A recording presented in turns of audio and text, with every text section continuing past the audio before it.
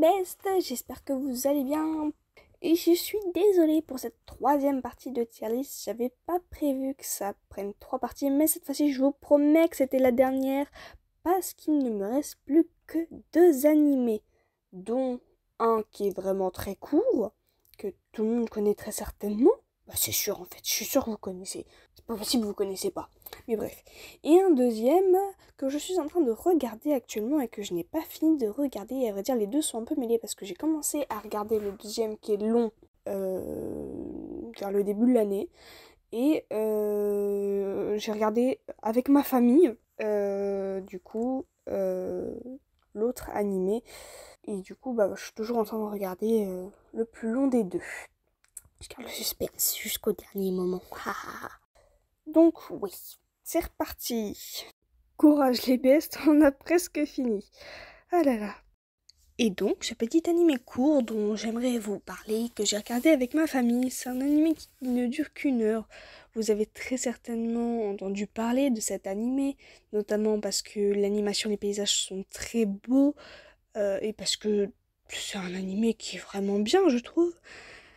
Je vais bien évidemment parler de Your Name, qui est un animé, je trouve, magnifique. Vraiment, l'animation est incroyable. C'est magnifique de partout. Chaque détail est incroyablement travaillé. Les personnages sont trop mignons. Et puis, il y a l'histoire aussi qui est juste incroyable. Vraiment, au début déjà, l'histoire est pas mal. Quand tu commences à regarder l'anime, tu te dis ouais, ça a l'air d'être sympa. Et en fait, plus t'avances dans le film, et plus ça devient une dinguerie. Ça part dans tous les sens tout en restant suffisamment compréhensible pour que tu arrives à continuer à suivre l'histoire. Et c'est intense jusqu'au bout.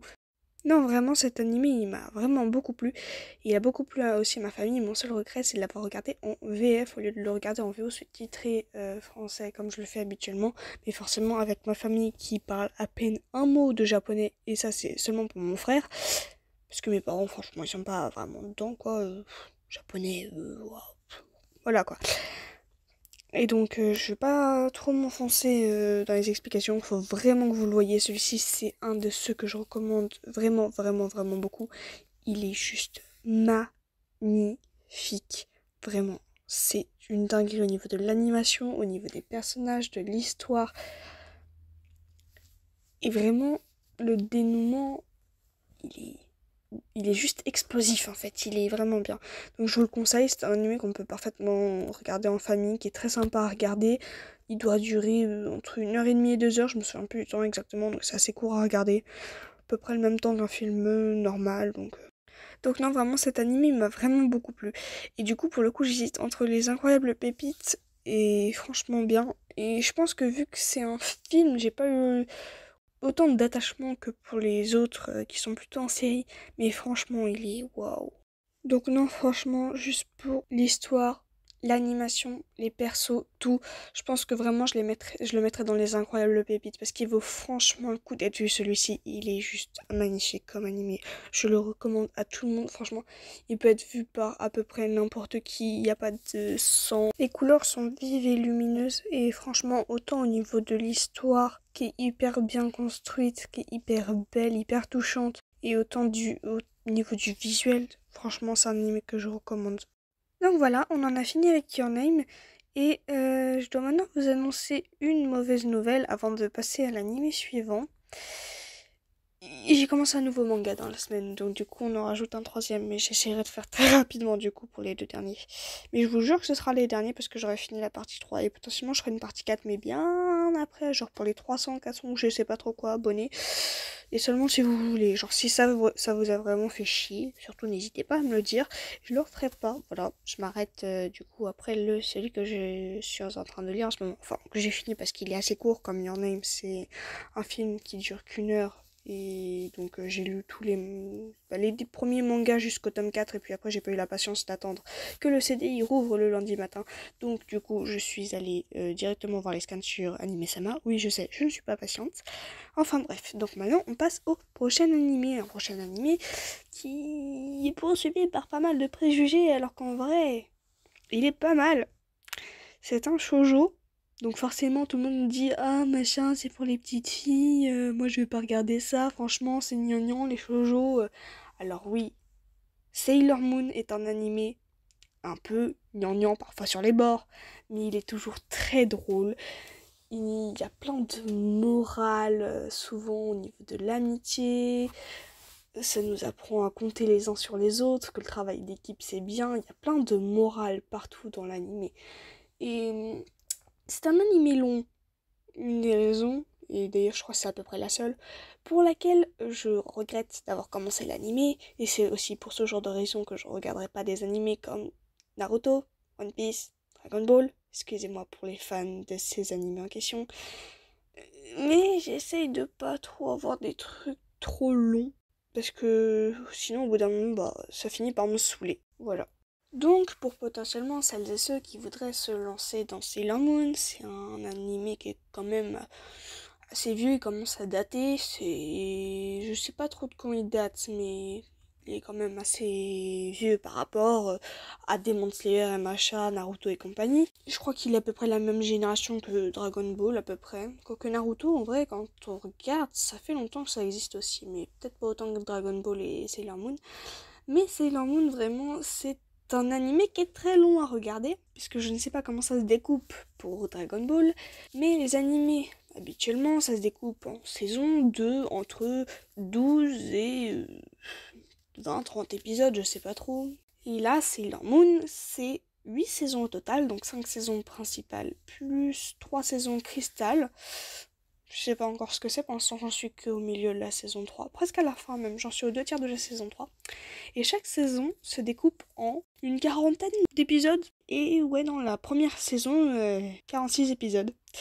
Et là, la saison 3, je crois que je suis en train de regarder en ce moment, je crois que c'est un truc genre 39 épisodes. Donc ouais, c'est assez long à regarder. J'espère juste que j'aurai fini de tout regarder avant le mois d'avril et la saison 4 de Demon Slayer. Et surtout le 4 mai avec la saison 2 de Shinoko ou la saison 7 de MHA. Parce que vraiment, ceux-là, j'ai très hâte de les voir. C'est vraiment mes deux préférés.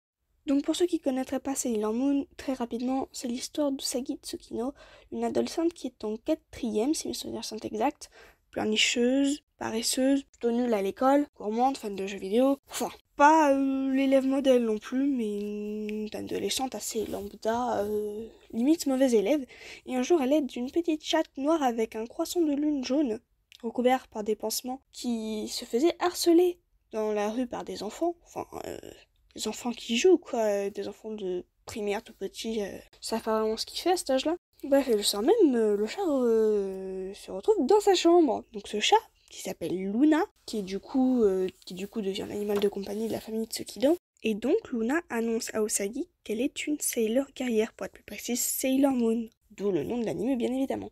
Et donc au début, elle va se retrouver à sauver le monde des forces du mal seule. Et puis assez rapidement, elle va être rejointe par Sailor Mercury, puis Sailor Mars, avec qui elle se dispute souvent et c'est assez drôle de les voir toutes les deux. Sailor Jupiter, qui est une vraie sportive, un truc de malade. Et Sailor Venus, pardon, je les prononce comme je les entends en VO. Parce que une fois j'ai regardé la VF, parce que il n'y avait pas les sous-titres en français sous la version VO. Et comme je ne parle pas couramment japonais, c'était un peu compliqué. Donc j'ai regardé l'épisode en question en VF. J'étais traumatisée. La voix des personnages ne leur correspond pas du tout, je trouve. Et ils ont osé appeler un personnage qui s'appelle Chibiusa. Ils l'ont appelé Camille. Camille! On passe de Chibiusa-chan à Camille. J'ai été choquée. Plus jamais la VF, d'accord? Plus jamais. Et donc, ces 5 filles-là, elles vont donc sauver le monde des forces du mal. Et donc, la saison 1, c'est principalement celle où elles apprennent à faire connaissance. Elles deviennent de plus en plus amies, elles se rapprochent. Et du coup, à la fin de la saison, on a quand même un groupe qui est assez solidaire, même si elles se chipouillent de temps en temps, surtout Usagi et Sailor Mars, du coup, qui s'appelle Rei. Ça reste quand même un groupe avec une bonne amitié et elles savent coopérer et coupler leurs attaques pour faire un maximum de dégâts. C'est assez drôle parce que toi, tu vois très bien quelle est véritable identité de chacun, mais eux, ils sont pas capables de le voir en fait. Ils les côtoient tous les jours, ils sont pas capables de se rendre compte qui est qui. Et franchement, c'est très drôle. Très très drôle. Et franchement, après, il y a des scènes de chipouillage entre certaines. Il y en a 3-4 qui sont tout le temps en train de tomber amoureuses tout bout de champ. Même si Sailor Moon, elle a déjà son amoureux, machin. Et après, il y a Ami-chan, qui est la seule à pas tomber amoureuse tous les jours, mais qui, elle, est focalisée sur ses études et qui rapporte tout à ses études tout le temps. Et ça aussi, c'est très drôle. Et donc, de base, les Sailor guerrières, c'est des réincarnations. Elles ont déjà une vie en tant que Sailor guerrière. Et donc là, c'est leur deuxième vie seulement, il me semble, à moins qu'on m'ait caché des choses. Auquel cas, je verrai dans les prochaines saisons. Donc, bref, je vais pas trop vous spoiler non plus. Mais du coup, c'est l'histoire de 5 guerrières Sailor qui se sont réincarnées. Et on cherche la princesse. C'est leur but principal. En plus de combattre les forces du mal, de chercher la princesse. Quand je dis princesse, je parle de la princesse de la lune, parce que oui, du coup, il y a des gens qui habitent sur la lune. Donc, princesse de la lune que les guerrières Sailor sont censées défendre. En fait, c'est les gardiennes de la princesse de la lune. Et là, pour l'instant, elle s'est réincarnée aussi, mais on sait pas qui c'est au début de la saison 1. Et du coup, l'identité de la princesse de la lune n'est révélée qu'à la fin de la saison 1. Et puis bien sûr, elles enchaînent les quêtes, les trucs comme ça, les missions, en combattant des ennemis divers et variés au cours des saisons, voilà. Et donc non, on arrête les préjugés, Sailor Moon, c'est pas un animé ridicule des petites filles. Il y a des émotions, il y a également des morts et des pleurs à vous déchirer le cœur, c'est horrible vraiment, comme dans les autres animés en fait. Il y a des trucs parfois un peu violents, mais bon, l'animation est pas la même qu'aujourd'hui, donc ça fait moins gore. Et ouais, parfois il y a des morts, elles sont assez brutales et ça pourrait choquer les plus jeunes. Donc ouais, non, Sailor Moon, c'est pas un truc pour les bébés. C'est très triste parfois, vraiment. Et clairement, c'est pas un animé pour les petites filles entre 6 et 8 ans. C'est vraiment un truc, faut être suffisamment grand pour regarder, faut arrêter les préjugés avec les shoujo. Et celui-ci est vraiment très bien. Si je devais donner un âge limite pour regarder Sailor Moon, je dirais entre 8 et 10 ans à peu près. Mais bref, non, c'est vraiment un anime que j'aime bien et que je vais mettre dans la colonne franchement bien avec pas mal d'autres. Et du coup, on va passer au tout dernier anime. Et donc on passe à Silent Voice. Donc vous avez très certainement dû entendre parler de Silent Voice, dont le héros principal est Shoya Ishida. Même si bon, pour le coup, c'est un harceleur, donc on ne peut pas vraiment parler de héros principal. Le terme exact serait plutôt personnage principal. Ce serait mieux et plus juste. Et donc, qui est un enfant qui est en CM2 quand commence l'histoire. Et au cours de l'année, ils accueillent dans leur classe une élève sourde qui s'appelle Shoko Nishimiya. Et donc assez rapidement, toute la classe, à commencer par Shoya parce qu'il est en CM2, c'est un garçon un peu bête, machin, qui cause régulièrement des problèmes. Et donc il va se mettre à embêter Shoko. Et au final, ça va se transformer en harcèlement de la part de toute la classe, au fur et à mesure. Même le prof s'amuse un peu de la situation et ne va pas faire spécialement d'efforts pour les rappeler à l'ordre.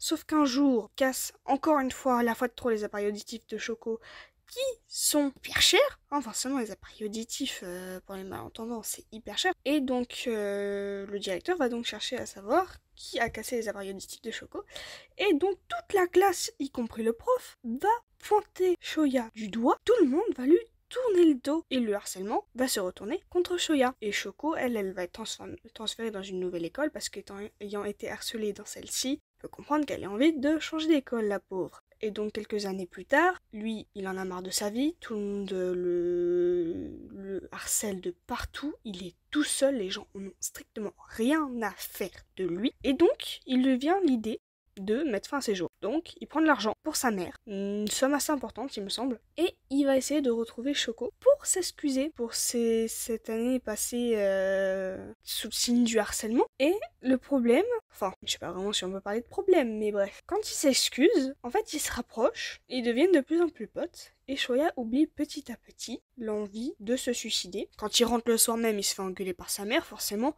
On se suicide pas, les enfants, c'est pas bien, d'accord? On parle de ses problèmes, mais on se suicide pas. Quel que soit le problème, on en parle. Donc, du coup, Shoya oublie l'idée de se suicider, qui lui sort totalement de l'esprit, c'est bien. Et donc, il y a une amitié qui va s'installer entre Shoya et Shoko. Et du coup, je vais pas vous spoiler le reste de l'histoire, mais A Silent Voice est un animé, c'est un film qui dure 2h10, je viens de vérifier sur Anime Sama, et qui est centré du coup sur le harcèlement scolaire et l'amitié. C'est les deux thèmes principaux de l'anime. Et personnellement, j'ai beaucoup apprécié cet anime. Il est assez touchant, il y a pas mal de morale dans l'histoire. Je pense que c'est un anime qui serait assez intéressant de regarder avec les enfants pour leur faire comprendre à quel point le harcèlement ça peut être grave. N'oubliez pas, si vous êtes victime ou témoin de harcèlement ou cyberharcèlement, n'hésitez pas à en parler, c'est très important.